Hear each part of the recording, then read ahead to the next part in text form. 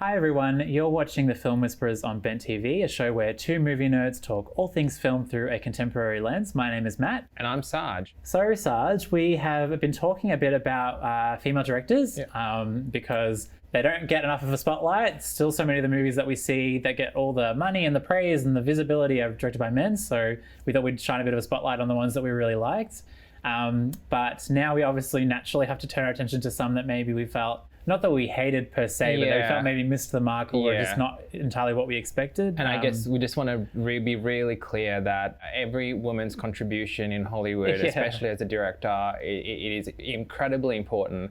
And I think with this segment, we just want to say that we didn't like these films, but I don't want to discredit the work that these women have done, because at the end of the day, any women's contribution is important. And these are just our opinions, totally. Correct. So there'll be people that probably love these movies. We're just like, this is just absolutely our opinions. So exactly. Good way to preface it. Yes. Yeah, exactly. Because we're both feminists, and we don't want to seem like we are punching down or trying to exactly. Yeah. So, okay. I don't know even how to phrase this, but is there a film that you can think of that's been directed by a female director that you have not been engaged with, or I actually and I'm not just saying this to try to save myself, but I genuinely struggled to pick one, to be honest. And it's not because I had too many options, but because I had so few. I actually was looking at, just trying to Google what are some really notable films that have come out from female directors the last few decades, and I was I actually really love all of these movies, so I actually struggled.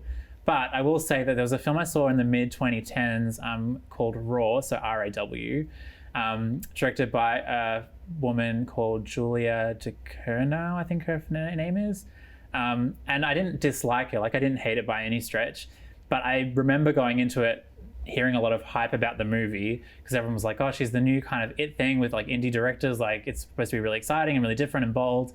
And then when I saw the movie, I was like, oh yeah, to me it actually felt kind of very samey, that kind of film had already been done 20 times before. So hang on, this is a horror movie, yeah? Kind of. So it's called Raw, and essentially the basic crux is it's about a woman who's at college, and she basically develops an appetite for human flesh. So, but it's not really scary. It's not really supposed to be a horror movie. It's kind of almost more like a drama, kind of coming of age film. Why am I not surprised that a movie like this has ended up on your list? I don't know. I think I actually genuinely struggled to think of one that I disliked, but I guess the reason I'm pointing to this one is just because when I watched it, I left it thinking it didn't feel very groundbreaking, and yet what I'd heard from so many people was that it was oh, this is really exciting. This is this new indie darling has done this really bold, amazing movie. And then when I saw it, I was like, oh yeah, it was okay. And I found that aside from the main actress who was in the film, who played the lead character, a lot of the supporting characters, and there were quite a few because they're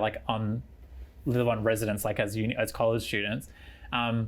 I just didn't really connect with them. So when there were kind of dramatic moments where one of them was getting eaten or stuff like that, I just didn't really care for the characters that much because they hadn't really been built up that much aside from the central one. So I just thought that was whatever. I think that Julia, and I'll probably talk about this later at some point, has done other really great movies, but that one in particular I just thought was maybe it's just my taste. Maybe in terms of horror, drama, whatever, cannibal stuff's a bit nah, but I just didn't, I didn't connect with it. But I'm assuming you haven't seen that one. No.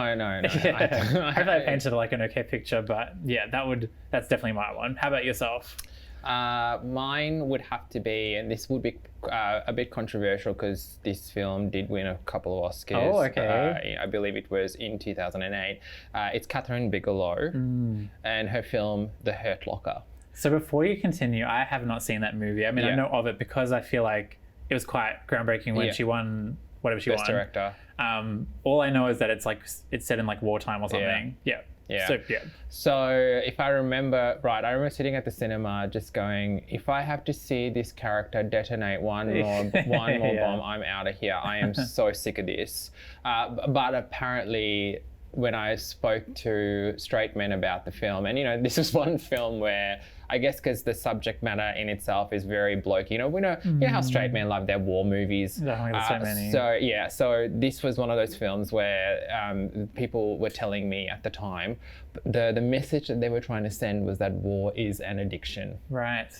whatever. Look, I don't know, but I really struggled with this film, and this was the year that Avatar was nominated for Best Picture, and James Cameron was nominated for Best Director, and it was controversial because Kathryn Bigelow won it, and apparently she was married to James Cameron. Right, okay. So look, at the time, I think Avatar was quite groundbreaking, and I remember being in the cinema, and I don't want to give the spotlight to James Cameron at all, but I was just quite surprised that Kathryn Bigelow won this, because the film's not that good. Yeah. Now, like the director that you just mentioned, Kathryn Bigelow has done other films that have been better. So have you seen Zero Dark 30? I did watch that with Jessica Chastain. Yeah.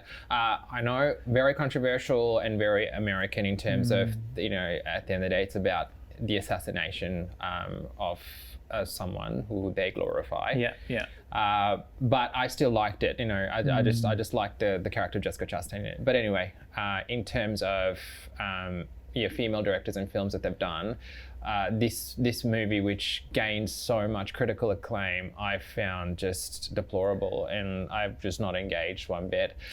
Jeremy Renner, he's a main star, and I think this really catapulted him to stardom in terms of what, like, the films that he did afterwards as well.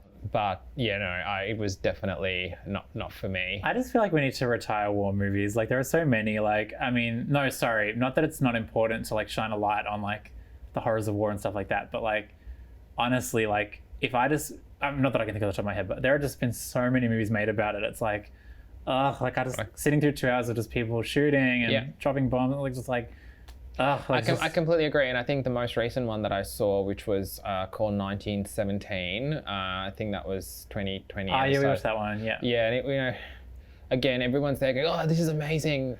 Is it really? I mean, the filmmaking I thought was interesting, the way they did like the one take style. That was cool. But the subject matter, I'm just like, exactly. And also note that there's barely any racial diversity in this. Actually, even gender diversity. There's so it's pretty much you're giving the opportunity for these, I guess, mainly straight white men to showcase their talent. So I'm gonna agree with you. It's not for me. So you wouldn't recommend Hurt Locker is like, if you're gonna go Kathryn Bigelow, go Zero Dark 30 rather than there you go. Yeah, exactly. And I guess it's the same with the director you just spoke about. If you had they've got other better ones.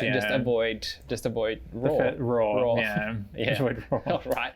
Good chat, and that's all the time we have for now. And you've been watching The Film Whisperers on Ben TV.